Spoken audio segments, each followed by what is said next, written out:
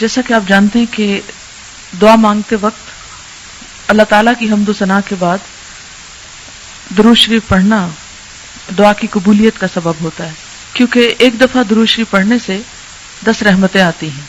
تو دعا کے شروع میں درود شریف کی کوئی بھی شکل یا صورت پڑھی جا سکتی ہے، نماز والا بھی پڑھ سکتے ہیں آپ اور مختصر والا بھی۔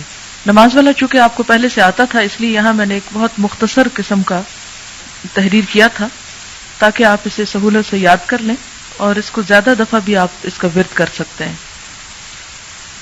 جیسے آپ دیکھتے ہیں کہ جو بھی خطبے وغیرہ بھی ہوتے ہیں تو اس میں بھی عموماً اللہ تعالیٰ کی حمد و ثنا کے بعد فوراً نبی صلی اللہ علیہ وسلم پر درود پڑھا جاتا ہے، جیسے الحمدللہ وکفا وسلام علی عبادہ الذین اصطفیٰ۔ تو اس میں اللہ کی تعریف بھی ہے اور پیغمبروں پر سلام بھی بھیجا گیا ہے۔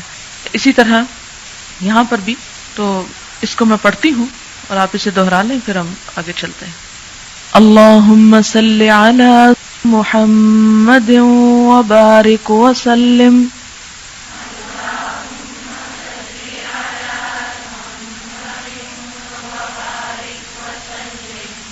اللہم اے اللہ، صلی درود بھیج، رحمتیں بھیج، علی اوپر، محمد محمد پر، وبارک اور برکتیں یعنی برکت کر یا برکتیں بھیج، وسلم اور سلامتی بھیج۔